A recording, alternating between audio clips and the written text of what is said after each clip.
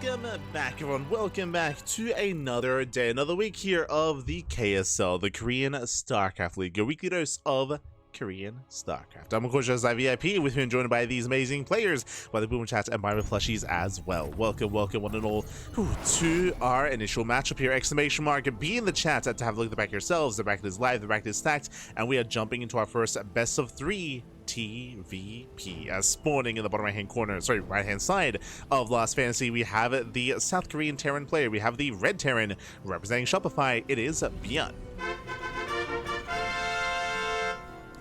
And spawning in the bottom, on the left hand side of Last Fantasy, we have the American Protoss player. We have the blue Protoss. It is Astrea. And if you're in the chat, you know what time it is. It is Gamba time. Predictions are open. Place your bets on who you think will claim the series. Let's go. Best of luck in the chat. It is Gamba time. We have our first series, our first best of 3. Again, check out the bracket yourself.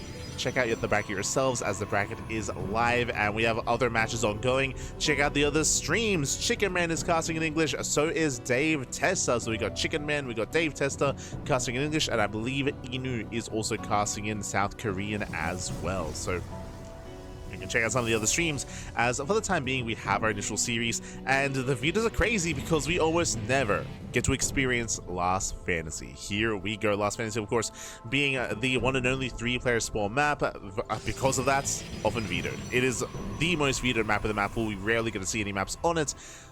But here we have a treat. We have a treat in store. Let's go, baby, let's go. For the time being, we have a CC first opener here. Crazy build, by the way. Not even a Rax expand. CC first by ByuN up in the high ground. The reasoning for this is so whenever there's a worker scout here, it won't see the command center. Won't quite be able to see it. We do see Astrea scout on the top side. He will try and check the natural base, go further into the main to confirm. He will see that ByuN is nowhere to be found. Now he knows that ByuN is right side.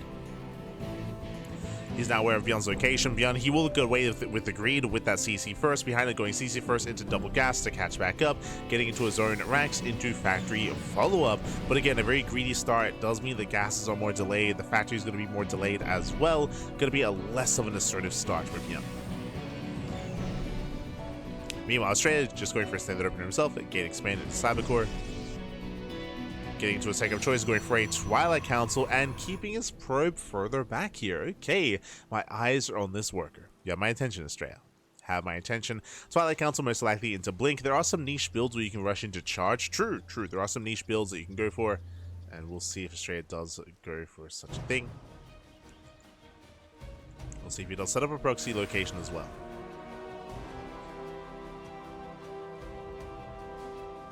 See if he sets up the proxy. For now, the Adeptor will be shading up the ramp, and no Sim City, which means the Adeptor can just go straight in.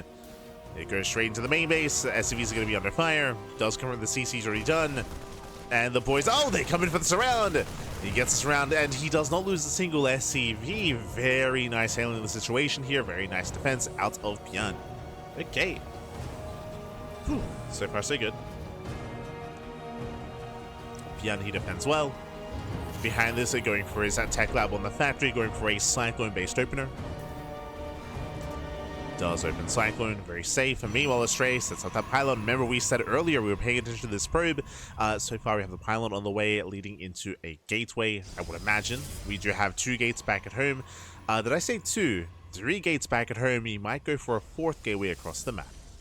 Are we going for 4-gate Blink? We are. Okay, let's go. He's doubling down. So 4-gate Blink Stalker, hyper aggression here at Astrea. Very aggressive, and without any safety bunkers, without any safety tanks, this position is going to be that much more vulnerable. And ByuN, he's going to be in a bit of trouble here, as he has no scouting. ByuN has no scouting. He has no idea as to what's going on. Yeah, true, he doesn't know where he is. I did forget about that. But ByuN did not SCV scout, so ByuN going for a much delayed scout here, going for his drop towards the top side. And he will confirm that Astrea is nowhere to be found. There we go. So the drop aggression is going to be delayed.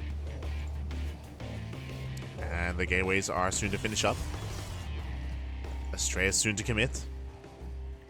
Out across the map. This also means that he doesn't really have much room to defend. He will have a warp in available. There we go. He warps him back at home. He runs into the army. Oh no, the move command! Oh no! The move command. There we go. He does respond, but the medevac does get away. Ay, ay, ay. If he had reacted a little bit faster, he could have killed that medevac. Not like this. Not like this. That's going to be 3 probes going down. Meanwhile, Astrea, he blinks into the main. Blinks in. Ooh, tank is in position. Tanks are in position. We got 2 tanks in the main base. The natural is vulnerable. We can skirt around the edge. We can get behind the gas geysers. So Astrea, where do we go? Where do we head? Where are we going? Oh, true. I don't think. There we go. My apologies. Oh yeah. For a moment, I didn't think that I opened up predictions, but have been opened up. We're good to go. Dives on in. Yeah, straight. He dives behind the gas guys, as we mentioned. Is safe here. Is out of range of the tanks. Is out of range. Tank does reposition. Tank flow is going up. Ooh, it's a lot of tank shots. And so far, 4 SCV kills. Astrea going for the ninja. Okay, going for the ninja expansion. Let's go. Let's go for the ninja base. Once again, diving into the main and going for the tank. But alas, another tank will punish. Ooh, Astrea losing too much. Losing a lot of stalkers here. Takes down the tanks, takes down the Liberator. Another tank does pop out. And Astrea is forced out of the bases. How many losses here? 11 stalkers going down. It's a lot of losses for Astrea. And we'll see if he can get away with it. Can he establish his 3rd base? Can he build up a stalker army? The pressure is on Astrea. She's going once again, going for the dive. Gets a tank. 1 more volley. He does 2 shots. 2 shots a tank. Ooh, snipes the medevac. ByuN, he will defend. Now, with the tank count getting lower and lower, what this really means is that ByuN, he'll have a weaker counterattack. ByuN, he's lost how many tanks so far? 3. 3 tanks and a Liberator, which means he has that much less to break out across the map, that much less to apply pressure, and that means Astrea has more breathing room. He has more room to breathe. He's getting his own 3rd base fully saturated, fully operational. I don't know if he needed a ninja base, but sure. it's fine, I suppose. It's okay.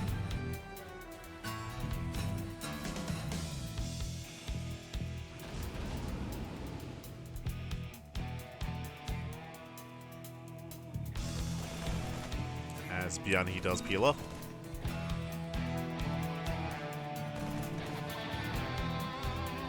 Does head out across the map.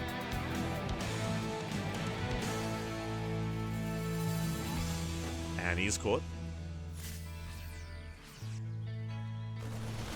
He is barely caught out. We can see ByuN trying to trade as best he can. Picks up a stalker.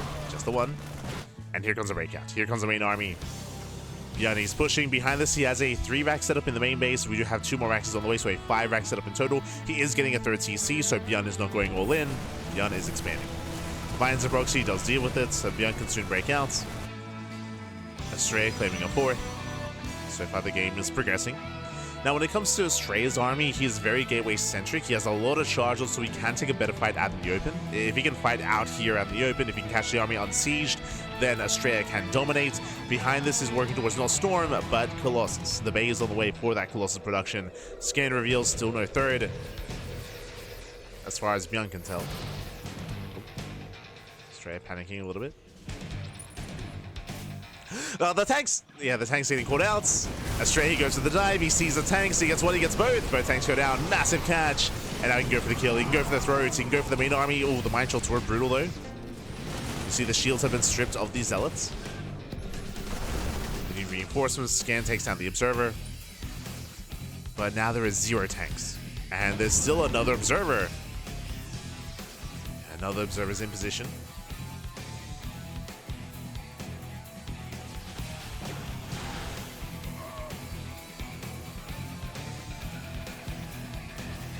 Straight rotating into the main. Oh, almost gets caught out.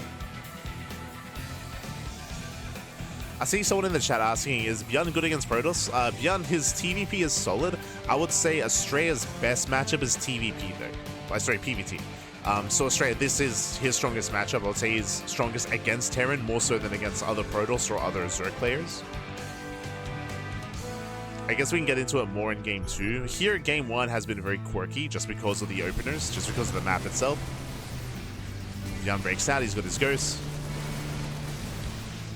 Colossus have to back the hell off. Ooh. Nice snipe on the sentry. Nice snipe on the sentry. Astrea, he backs off, he needs time for another Colossus. Second Colossus just now beginning, but he's going for the ghost. Yeah, there's only 3 ghosts left. Dives on the Metamax. Ooh, Stalkers are exposed. That was an ambitious dive there by Astrea. Astrea who will lose the Stalkers. But the Zealous, they wreak havoc, and that's going to be the final ghost going down. All 3 ghosts got sniped. So expensive losses for ByuN. Down to 1 ghost. 1 ghost remaining. Astrea, he gets away with his 4th base. Remember, this is a 4th, not a 3rd. And ByuN doesn't know that. ByuN, he doesn't realize how far behind he is economically, or I should say he doesn't know how well off Astrea is economically. As he's going for we're just going for another ninja base. Okay, sure. Why not? Why not, Pappy? Why not? I don't know if this is necessary, I'll be honest. I think we just take closer bases that are much more secure, but sure. Astrea. As ByuN has to wait for more ghosts, again, he still has just the 1. He's making 3 ghosts at a time. Viking production has begun as well, true. Now he's aware of the Colossus. He's aware it's not going to be Storm. So ByuN is licking his wounds. Astrea, meanwhile, will soon have to try to diversify his splash damage. Yes, he has Colossus, but once he takes his gases, bearing in mind that he hasn't taken gases yet, we can work towards a 2nd Robo and double Colossus production, and there it is, 2nd Robo is on the way. This can be for double Colossus, but more importantly, it does give you access to double Disruptor production. As the Viking count gets higher, the Colossus are less effective, right? They're less useful, they fall off over time if the Viking count is too high. That's where Disruptors come into the mix. And Astrea will soon need them.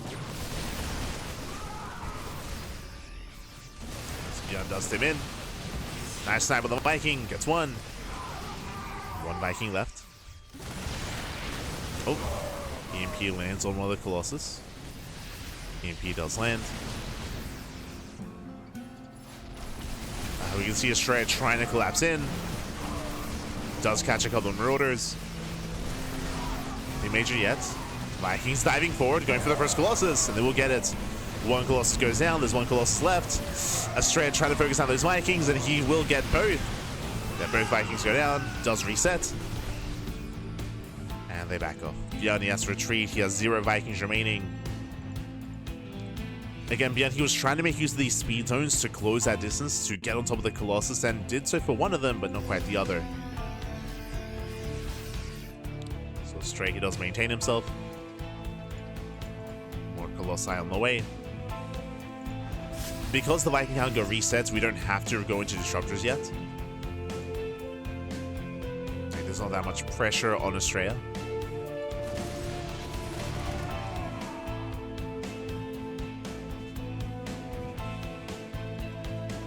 As now we're back up to 6 Vikings.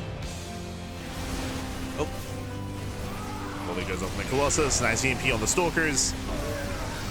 Stalkers, they do focus on the Vikings, down to 2. Down to 2 Vikings, down to 0. Cleans up all the Vikings. Colossus, they just go to town. And you can see without a high Viking, how these Colossus, they just have free reign to do so much splash damage. The laser's back. Oh, Simpson gets 1. Gets 1. That was a miscontrol from Astrea. Didn't pull back. Didn't pull back the Colossus. The Colossus is still very low. But at the same time, without Vikings, Astrea, he can bully his way forward. He can and he will. And Astrea looks like he's going to break the expansion.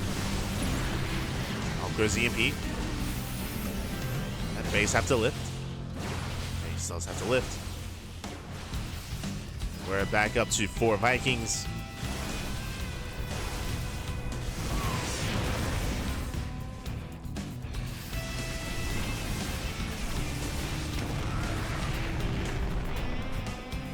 Astrea trying to free split. Trying to free split.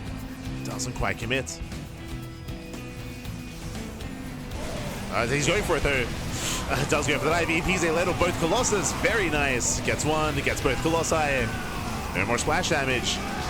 And it looks like we're running out of zealots. Yeah, running out of zealots. We do have to get the hell out of here. Astrea has to pull back. Prism goes down. And ByuN holds. ByuN does hold on, but at what cost? 21 SCVs. Ay, 21 workers going to be going down. ByuN's economy is crippled. Astrea, he's getting another expansion. This time it's actually close to his expansions, to his bases. Getting his 6th base up and running. There's a transfer. And now finally here come the disruptors. Disruptors are on the way. And for the most part, Astrea is in the driver's seat.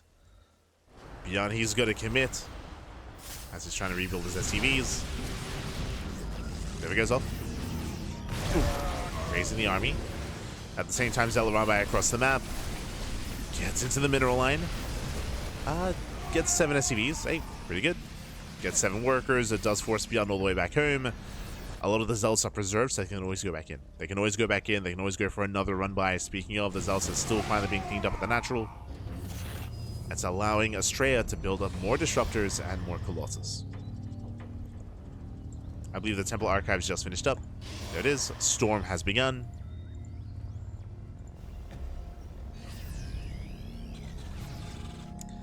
You can see here 81 probes for Astrea, 6 bases. ByuN still licking his wounds, still trying to recover. Still trying.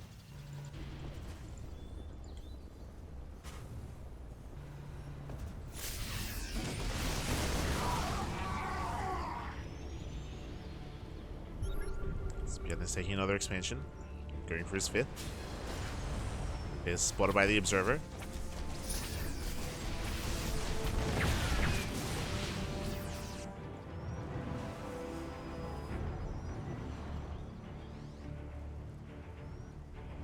Now, what I will say is that it took a while for Astrea to rebuild his army, so ByuN, he's been able to recover himself. We do have a comparable army supply and army size. Astrea has a larger bank. That is true. He's got 2,000 minerals in the bank, which is a remax of Zealots.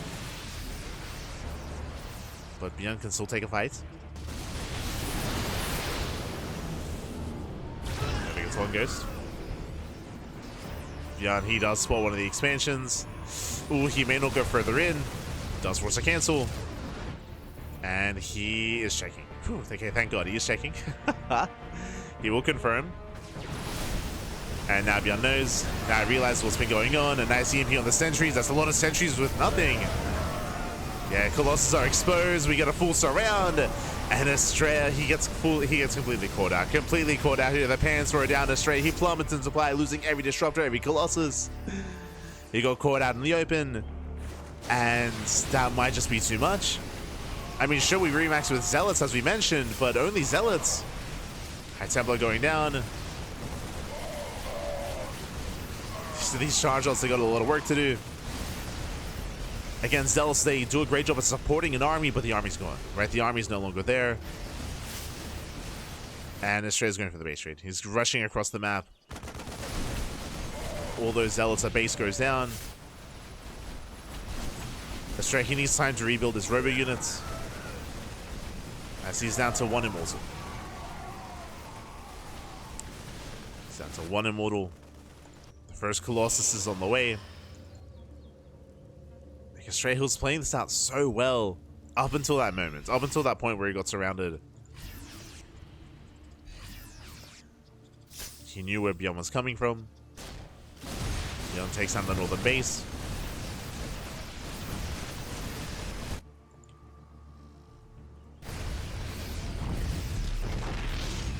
And unfortunately right now, Astrea, there's just no backbone to his army. It's just purely a gateway force. We see Astrea trying to catch out the main army as well, trying to catch out the drops.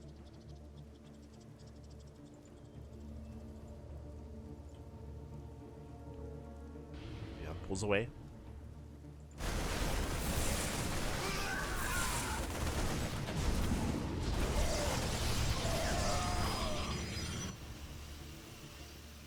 Does spot a fresh expansion.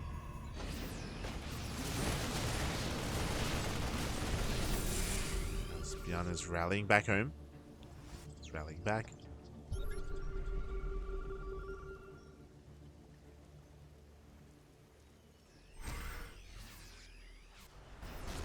Trying to move in. Oh, getting caught out actually. Who catches who? EMPs on the Colossus. Oof. Decent storm. The storm is decent. Astrea, he does pull away.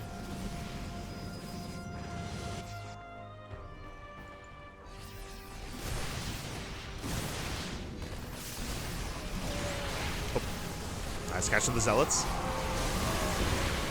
Solid storm. The army comes in from behind. Astrea trying to catch him out. Do we have another storm? Ooh, EMPs are landing. No storms. Yeah, no other storms. The EMPs were brutal. High Templar, they're being hunted down. Catching the Archon. And Astrea, he burns through his bank. He burns through his bank.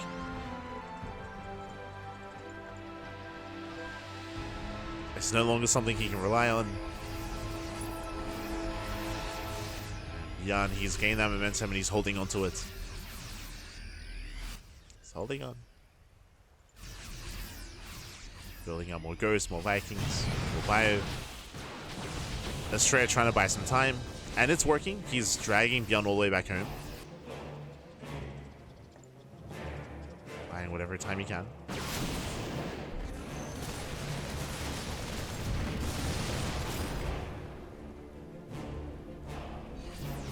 Yeah, I thought ByuN was dead. ByuN, he was on the back foot until the fight in the middle of the map, as we mentioned. Until that fight in the center. When Astrea lost all of his disruptors and all the Colossus. Like, that was a pivotal moment for ByuN.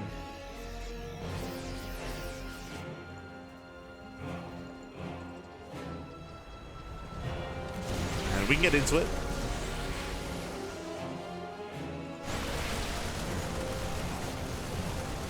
So now ByuN just takes down the fresh mining bases. Astrea doesn't actually have that much mining right now. Astrea, his worker count is high, but again, the saturation is not exactly there.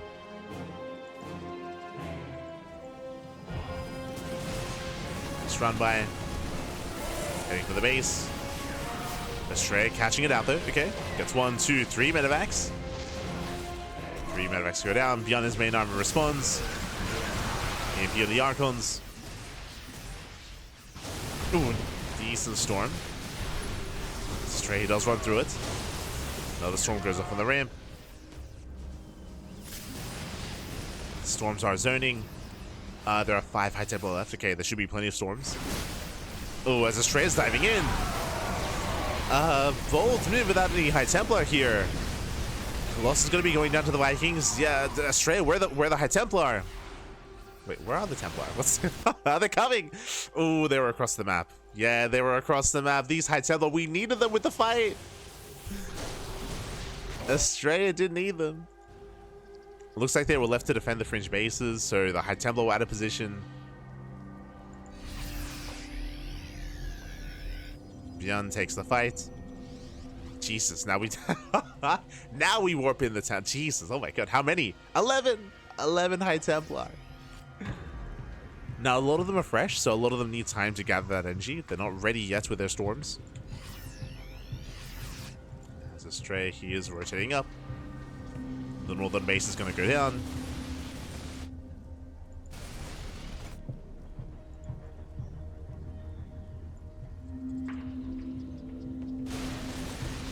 Astrea losing another expansion. Zealot on mine to the middle line, or at least trying to catch reinforcements. Oh, getting on top of the curse. Not quite. Oh, actually, he gets 1. Gets 1, 2, gets almost all 3. Actually, does. Gets all 3. Observer gets sniped. ByuN's like, how are you finding my ghosts? How can you see them? Does find the Observer. And nice counter damage here from Astrea. And as we mentioned, what's really holding Astrea back is lack of expansion. He's long distance mining. He needs one of these bases up and running. Whether it's on the top side or the bottom side.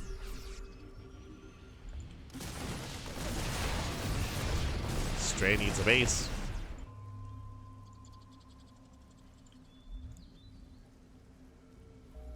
So he has to leave the center expansion.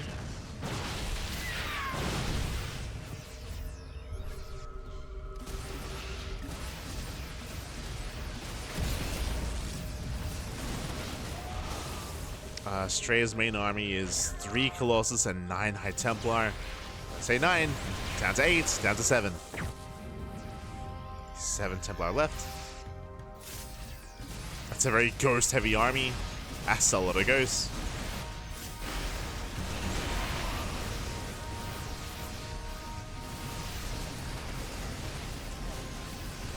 Astrea once again trying to engage, but he cannot push into this. EMPs are popping off. The storms are okay. Do we have another storm? Ah, not quite. Yeah, no other storms. ByuN, he overwhelms. He breaks on through. He's got the mass ghost. The storms, they do nothing. And with that, this is the final army of Astrea going down. The most important mining base as well has fallen. Astrea trying to take the northern base as well. Trying to.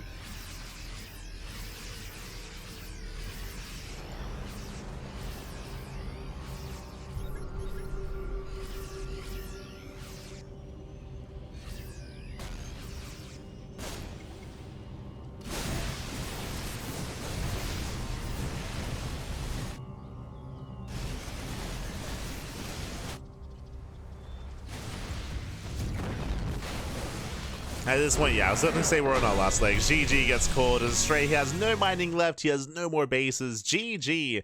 And ByuN will take game number 1. GG. A very intense back and forth here. Again, Astrea, I want to praise his early to mid game. Like, it was definitely very solid. He definitely had his own lead, his own advantage. He had his own ninja bases, and he had his own bank as well.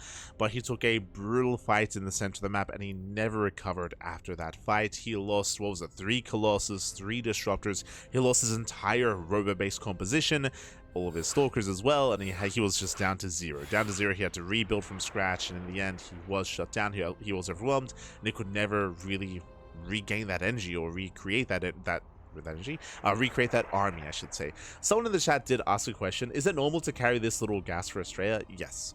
Winding it back a little bit, also to explain why that fight was so crucial and so devastating as well, is because it's very common in TvP in the current meta to be on a very low gas count, to mass expand, to have that mineral bank, and the idea is that when you engage, you only ever really trade out your zealots, right? You engage with your zealots, you ideally preserve your Templar, you preserve your Colossus, you preserve your gas intensive units, so you don't really need as much gas because you're being efficient with that portion of your army, and you disengage whenever you lose your zealots, and then you replenish your zealots. You back off, you reinforce, and you ideally just keep replenishing those zealots, and you can keep fighting, you can keep engaging.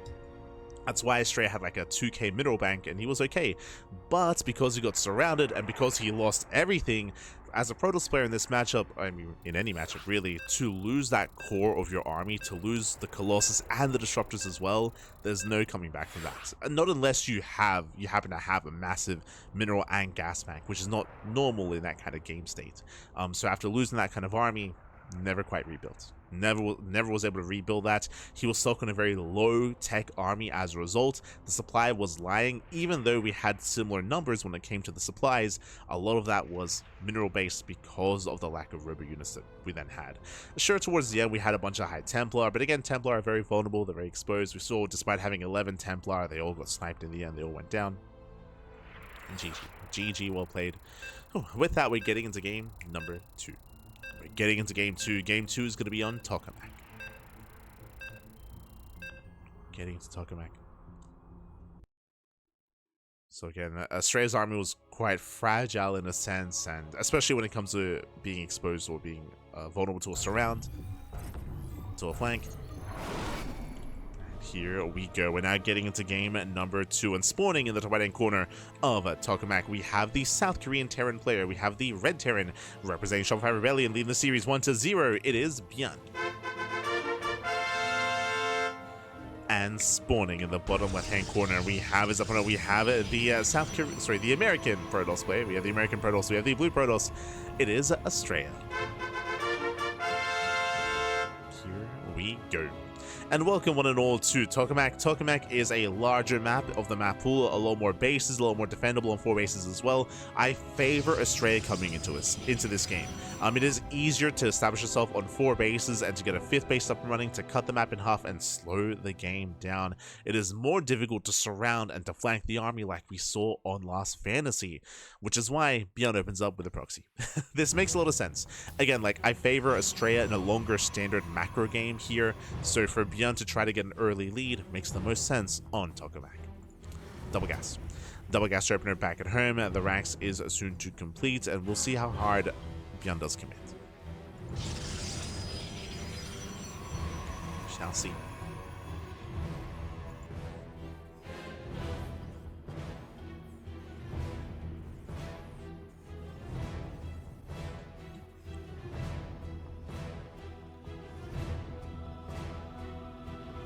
But yes, this kind of like mass expand, mass mineral style of PvT was popularized, or did begin during the COVID era of StarCraft, but really kind of came into form.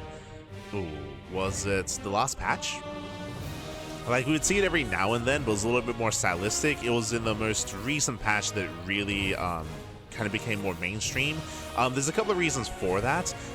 It was the patch that introduced, of course, the NG overcharge and the rise in popularity of a storm-based mid-game as well. Previous to that, if you remember, Phoenix Colossus was the norm, was the standard. And there was so much Phoenix Colossus for so many years. That was the standard. That was the go-to, opening up Stargate, going Phoenix into Colossus production. That was the case, again, 2021, 2022, 2023. And then the meta did shift away from that into these more blink-based openers, blink-based style, just to be safer, and then, of course, into faster Storm, into more heavy High Templar and Zealot compositions in the mid-game.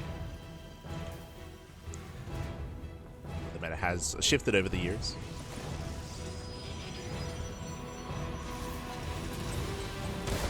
As I still remember the day when we would cast non-stop Phoenix Colossus for a tournament, just non-stop, just every game. Ay. And I remember Asher would smoge. He'd smoge at the thought. He's like, Terra can't do anything. Ay. Do you remember before the patch to the Disruptor, when it had less supply? We used to see, like, I remember Max getting up to like 12, 13 Disruptors, like in the mid to late game. Just going mass Disruptor as well. That was the transition point. For those that don't remember, there was a patch after that that did increase the supply of the Disruptors. So Disruptors have more supply than they did before, so that means you cannot mass them up like you could previously. That was also during the COVID era of StarCraft. It got to the point where when you get up to like 12 plus Disruptors, you could send out a Nova and keep sending out Novas, and by the time you would send out your 12th Nova, the first one would be reset. So essentially you'd have non-stop Novas. You'd have non-stop Purification Novas, and players like Clem and Maru were having a really hard time and were struggling quite a bit when it comes to keeping up against Master Disruptor. They'd just be bullied. They'd just be bullied further back. The best answer to that was Master Liberator, if you recall, going to Ghost Lib. Yes. It was the time. That was during the map pool of Gressvan, which was, again, not too long ago, like a couple of years. Ago.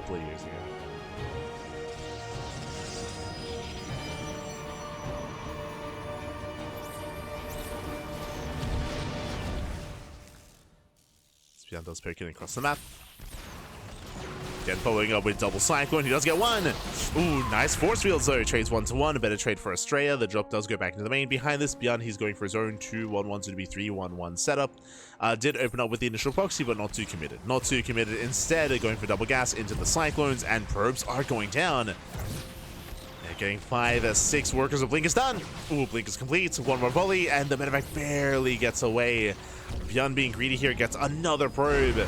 And GG gets called. 7 probes go down at the start of the game, and Astrea, he taps out. He does tap out. Ay. ByuN claims it then and there. GG, well played. I wasn't expecting that to be game-ending damage, but 7 probes do fall. Astrea, he falls far behind in the early game. That much damage should not be happening at the beginning of the game, whether it's due to a Hellion dive and Hellion run by or Cyclone harass. Astrea does deem it worthy enough though to tap out. GG. If you remember, we were saying that here on Tokamak we were favoring Astrea in a longer macro game. If he could get there, didn't quite get there in the end. GG, well played. ByuN does break him early to not deal with that mid to late game Astrea, because again, like Astrea, he was even in the driver's seat in game 1. Like Astrea, he was in a better position. Like game 1 was a solid back and forth between the two players. Here in game 2 though, ends early. Here, game 2 does end early. And with that, ByuN does advance on to the next round, and let's catch up on the bracket. Let's go. Let us catch